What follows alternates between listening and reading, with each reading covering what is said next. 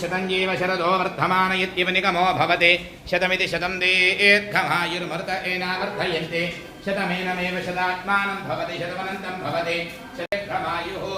आयुर्दात्ने हविषोदिशानो घृतप्रतीको घृतयो निरेधि घृतं पीत्रामधिजारगव्यं विदेव उत्तमभिरक्षतादिमं पश्यति पुत्रं पश्यति पौत्रं प्रप्रजया पशुभिर्मिथनैर्जायते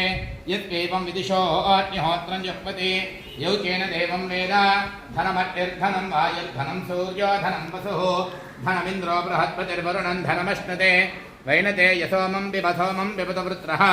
सोमं धनस्य सोमिनो मह्यं ददातु सोमिनि न क्रोधो न च मात्सर्यं न लोभो नाशुभामतिः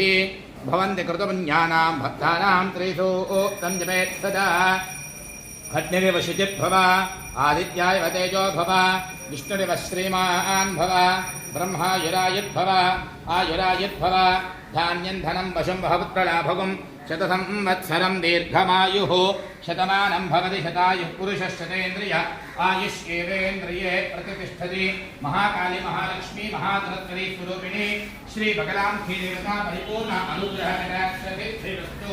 अस्य यमाद्रिगृहेषु महालक्ष्मी निर्निवाससिद्धिरस्तु सकलकार्येषु विजयसिद्धिरस्तु सत्यास्कन्दो यजमानस्य कामाः